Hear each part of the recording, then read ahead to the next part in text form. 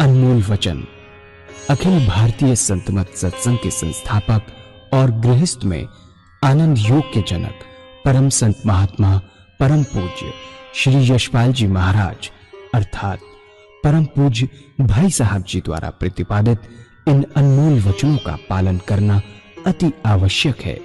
ये वचन हमारी गृहस्थ आध्यात्मिक साधना के लिए मूलभूत सिद्धांत हैं, जो इस प्रकार हैं। हम दुनिया की हर चीज की कीमत आंकते हैं, अपने मानव जीवन की कीमत भी जाने व परमात्मा की प्राप्ति हेतु साधना करें। मनुष्य योनि एक उपहार है, इसीलिए परमात्मा को धन्यवाद देते हुए आधा घंटा प्रातःकाल, आधा घंटा सायंकाल पूजा अवश्य करें। सत्संग, सतनाम व सद्गुरु को प्राथमिकता देते हुए इसी के आधार पर ध्यान योगाभ्यास अवश्य करें व गृहस्थ के कार्यों को परमात्मा का कार्य समझकर उसी की याद में संपन्न करें। हर समय ये ध्यान रहे कि गुरु कृपा द्वारा परमात्मा की पवित्र सत्ता का हमारी आत्मा में वास है, अतः मन में निरंतर अपने इष्ट देव का जाप करें। मान सम्मान की इच्छा ना करें व अपमान से दुखी ना हो। परमात्मा के अतिरिक्त किसी और का भय ना करें। दूसरों की बुराई न करें, न सुने, सत्य व मधुर बोलें, अश्लील शब्द मुंह से ना निकालें, सभी से नम्रतापूर्ण व सुंदर व्यवहार करें। धर्म पत्नी के अतिरिक्त अपने से बड़ी से माता जैसा, बराबर की से बहन जैसा व छोटी से पुत्री जैसा व्यवहार करें। सांसारिक जीवन यापन की आवश्यकताएं अंतहीन हैं, इसलिए अधिक से अधिक समय सत्संग में व धन परोपकार में खर्च करें। याद रखें, न स्त्री माया है, न धन दौलत, न ही परिवार। माया वह है जो हृदय को परमात्मा से दूर हटा दे। अतः निरंतर सत्संग और सद्गुरु की शरण में रहने का प्रयास करें। भोजन अपने इष्ट को अर्पण कर प्रसाद रूप में परमात्मा की याद में करें। रात्रि में सोने से पहले अच्छे बुरे कार्यों का आत्मनिरीक्षण कर उसका समुचित पश्चाताप करते हुए ध्यान करें व प्रभु की गहरी याद में ही विश्राम करें। परमात्मा तू ही है, तेरी इच्छा पूर्ण हो।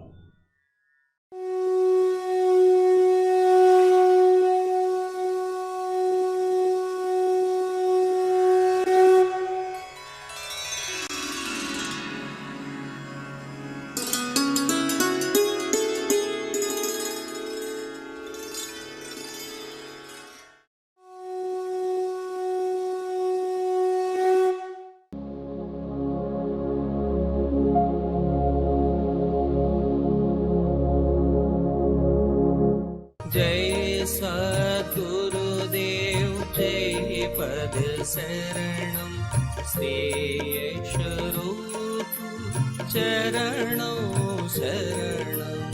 जय सद्गुरुदेव जय पद शरणम श्री स्वरूप चरणों शरणम।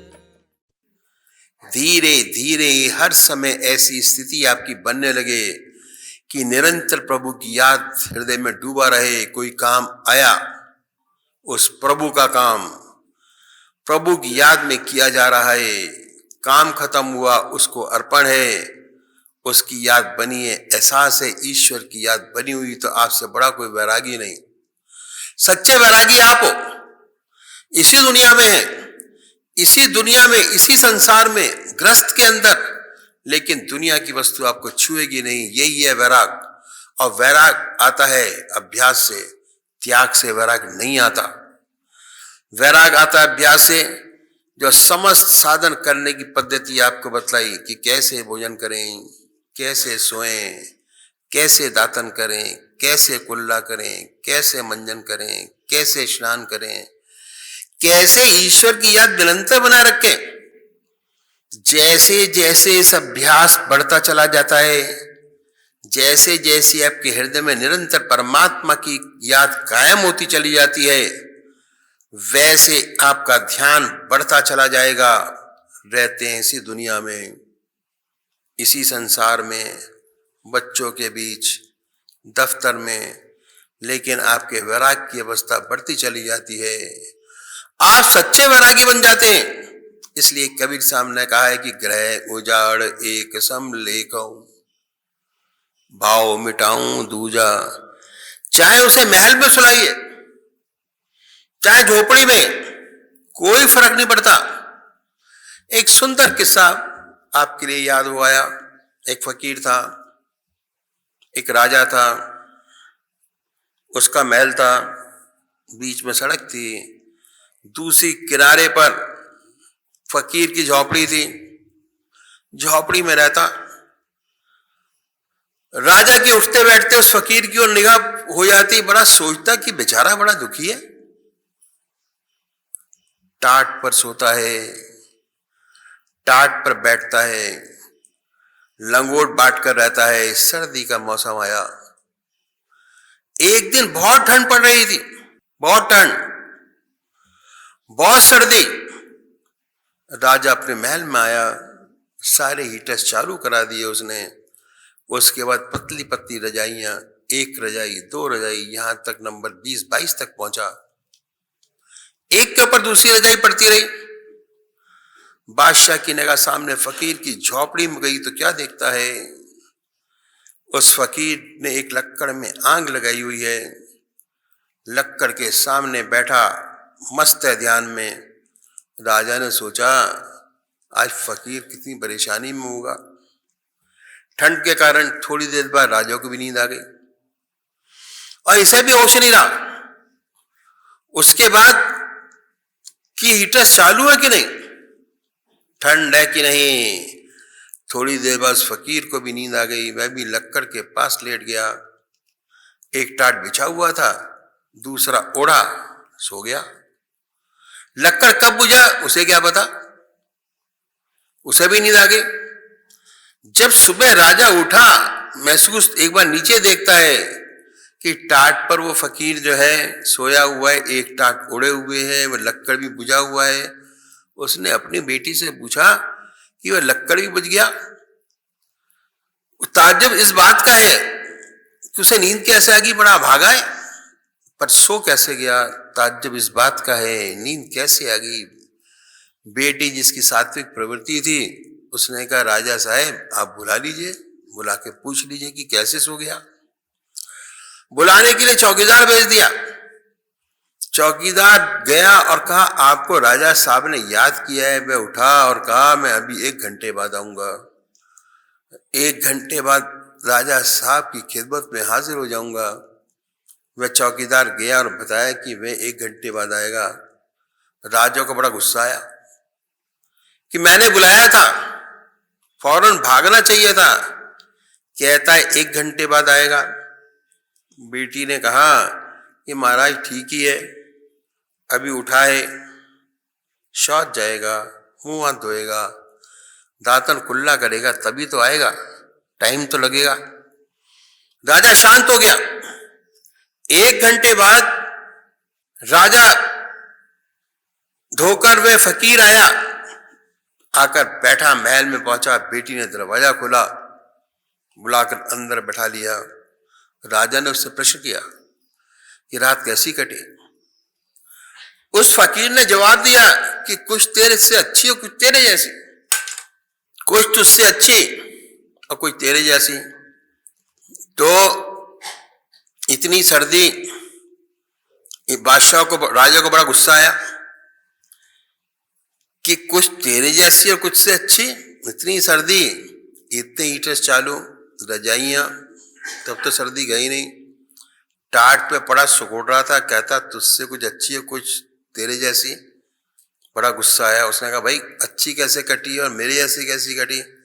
बड़ा सुंदर उसने जवाब दिया। उसने कहा कि राजन, जब तू महल में दाखिल हुआ, सर्दी से ठुठुर रहा था, सारे हीटर्स चालू कराए, एक के बाद दूसरी रजाई ओढ़ता चला गया। जब तेरी ठंडक तो कुछ कम हो गई तो तू सोचने लगा कि मेरा वजीर है, ज्यादा शक्तिशाली हो रहा है, प्रजा उसको ज्यादा मानने लगी है, कहीं ऐसा ना हो वह मेरी गद्दी का मालिक हो जाए। उसके बाद तू सोचता रहा कि पड़ोसी राजा है, वह भी शक्तिशाली हो गया, उसकी निगाह मेरे राज पर है, ऐसा ना हो कि राज हड़प ले।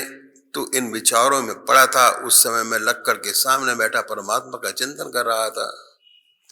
मैं इस प्रभु से बात कर रहा था, मेरा ध्यान लगा हुआ था और अपने इष्ट के सामने बैठा हुआ था। जितनी देर तुझे सोने में लगी और मैं जागता रहा,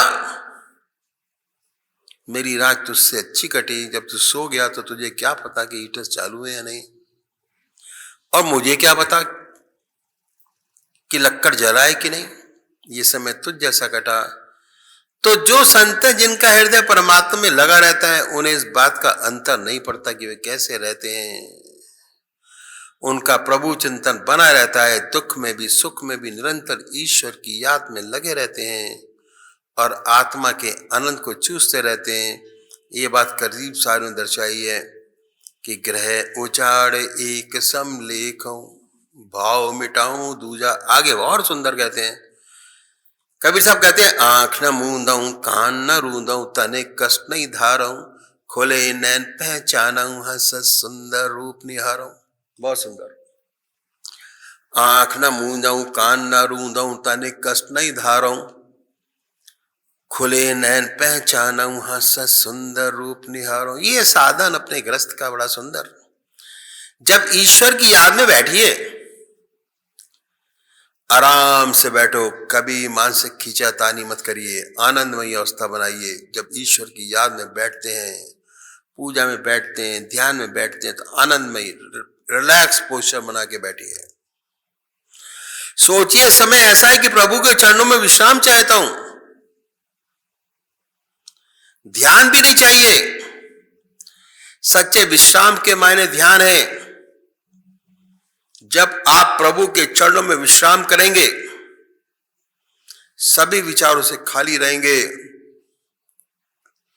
उसी का चिंतन होगा, उसी का ध्यान होगा, बड़ी आनंदमयी अवस्था होगी। तो ध्यान में कभी स्ट्रेन नहीं करना है।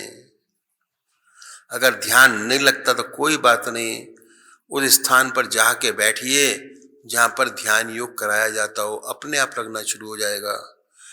बिल्कुल मानसिक खींचातानी नहीं, आनंदमयी अवस्था। इसलिए कबीर साहब ने कि आंख न मूंदऊं कान न रूंदऊं। आंख मूंदने की भी आवश्यकता नहीं है। समय बाद ऑफिस में बैठते तो आंख खोल के बैठिए, कान में डट्टे लगाकर शब्द सुनने की भी आवश्यकता नहीं है।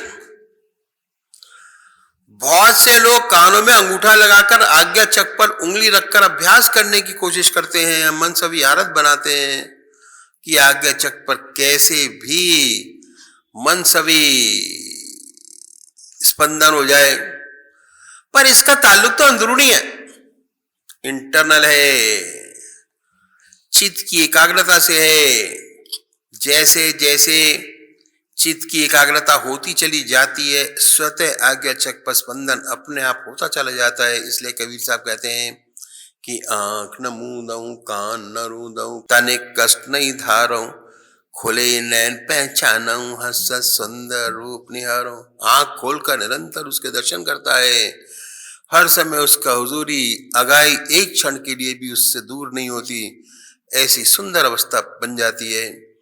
आंख न मूंदऊं कान न रूंदऊं तने कष्ट नहीं धारऊं, खुले नैन पहचानऊं हंस सुंदर रूप निहारऊं। आगे कबीर साहब कहते हैं कि शब्द निरंतर से मन लागा, मलिन वासना त्यागी, उठत बैठत कबो न छूटत ऐसी तारी लागी। शब्द निरंतर से मन लगा, निरंतर उस परमात्मा का चिंतन है। हृदय में जो देवी शब्द हो रहा है निरंतर उसे सुनता रहता है। शब्द निरंतर से मन लागा, मलिन वासना त्यागी, निरंतर उसे सुनता रहता है। शब्द निरंतर मन से लागा, मलिन वासना, क्योंकि उसका हृदय परमात्मा की याद में गहरा डूबा हुआ है। मलिन वासना उसके हृदय में पैदा ही नहीं होती, वासनाओं का त्याग हो जाता है। ऐसे हृदय में कभी किसी का बुरा चिंतन नहीं होता, हर एक की भलाई चाहता है, विश्व का कल्याण चाहता है। कभी उसके हृदय में मलिन वासना पैदा ही नहीं होती। ऐसी सुंदर स्थिति हो जाती है, मलिन वासनाओं का सर्वदा त्याग हो जाता है। इस सेवक के दादा गुरु महाराज कहा करते थे कि ये रास्ता उन लोगों का है कि अगर कुंद छुरी से तेरी कोई गर्दन भी काटे, तेरा हाथ उसकी दुआ के लिए उठे। ऐसे लोगों का ये रास्ता है। संत अपना बुरा चाहने वालों का भी हमेशा भला करते हैं। उनकी ऐसी आदत हो जाती है, जब भी अवसर मिलता है, अगर कोई उनकी बुराई करता है, बुरा चाहता है, परमात्मा जब मौका देते हैं उसकी भी सेवा करते हैं और उसके जीवन को भी बदल देते हैं। उठत बैठत कबहू न छूटत, ऐसी तारी लागी। निरंतर उस प्रभु का चिंतन बना हुआ है हृदय में, निरंतर प्रभु के चरणों से जुड़कर रह गया है कि अलग की अलग नहीं होता। ऐसी ताली लग जाती है कि अलग करने से भी अलग नहीं होती। ये दशा है 24 घंटे निरंतर परमात्मा की याद बन जाती है। जब ऐसी दशा प्राप्त हो जाती है, परमात्मा अपने भक्त का हाथ पकड़ लेता है, योगक्षेम परमात्मा कराता है, अपने बस की बात नहीं। वह ऐसी परिस्थिति पैदा करता है कि उसके भक्त का ध्यान निरंतर उसके चरणों में लगा रहे। He creates circumferences. और बहुत सुंदर बात कही है कि कभी कहत कबीर ये उन्मुन रहनी सो प्रगट कर गाई, दुख सुख से कोई परे परम पद तेई पद रहा समाई। ये सीक्रेट लिविंग है, उनका जीवन ऐसे ही चलता है, इसी दुनिया में रहते हैं सर्वसाधारण मनुष्यों की तरह। ज्यादा कोई चीज नजर नहीं आएगी, इसी संसार में रहते, इसी तरह के काम करते हैं। उनकी रहनी इस किस्म की रहती है, सुख दुख से कोई परे परम पद तेई पद रहा समाई। सुख आया भगवान के अर्पण, परमात्मा का कोटिश कोटिश धन्यवाद कि हे प्रभु आप मालिक है, जैसे चाहे वैसे रख के उसमें पूरा ना समाया।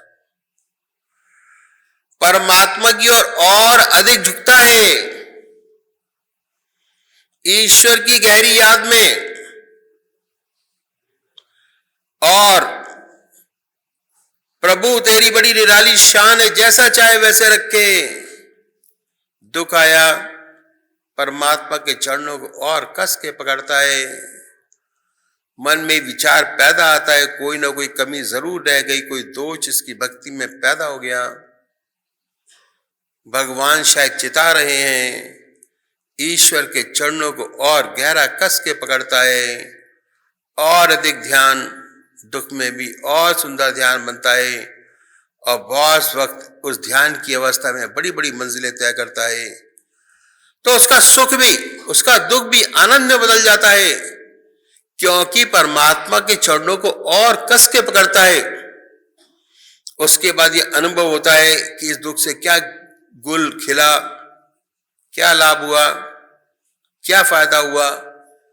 ऐसे व्यक्ति का दुख और सुख बराबर हो जाता है। सुख में फूलता नहीं, दुख में ईश्वर के चरणों को और कस के पकड़ता है। जो इसकी आत्मीय अवस्था है, न सुख से विचलित होती है न दुख से विचलित होती है। उसका जीवन का ध्येय बनकर रह गया है वह ये है कि तू रहे और तेरी रजा रहे, तू रहे और तेरी रजा रहे, न मैं रहूं न मेरी आरज़ू रहे, कोई इच्छा नहीं। ऐसे व्यक्ति की सिर्फ एक ही इच्छा है कि प्रभु तेरे चरणों में ध्यान बना रहे, कुछ नहीं चाहता, मुक्ति नहीं चाहिए, स्वर्ग नहीं चाहिए, नरक नहीं चाहिए, दुनिया नहीं चाहिए और योगक्षेम भी नहीं चाहिए, कुछ नहीं चाहिए। क्या एक चीज चाहता है कि प्रभु आपके चरणों में इसका निरंतर ध्यान बना रहे, कुछ नहीं चाहिए, सारी इच्छाओं से जेब खाली, कोई इच्छा न रह जाए। ऐसी अवस्था सुख दुख में ऐसी सुंदर अवस्था बनती है, विश्वास हो जाता है जीते जी कि जब आखिरी समय आएगा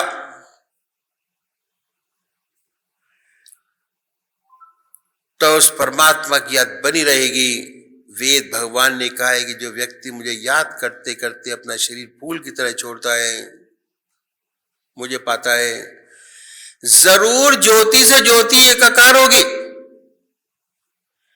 ऐसा विश्वास हो जाता है, ऐसा उसका जीवन बन जाता है। चलते फिरते, खाते पीते, सोते जागते, संसार का हर व्यवहार करते, निरंतर परमात्मा की याद में उसका ध्यान लगा रहता है। उसका हृदय बर्फ की तरह उसकी याद में पिघलता रहता है 24 घंटे। इस तरह हम देखते हैं कि कोई भी किसी भी प्रकार का साधक गृहस्थ आश्रम में रहते हुए चाहे कितना ही व्यस्त जीवन क्यों न हो, अपना जीवन ईश्वर में बना सकता है। दिन के 24 घंटे उस प्रभु का चिंतन और दुनिया के काम जैसे आ जाए, इससे सुंदर तरीका आसान लगता है, लेकिन बिना सहारे के मंजिल पर पहुंचना कठिन है। और अध्यात्म में इस सहारे को सद्गुरु कहा जाता है। परमात्मा तू ही है, तेरी इच्छा पूर्ण हो।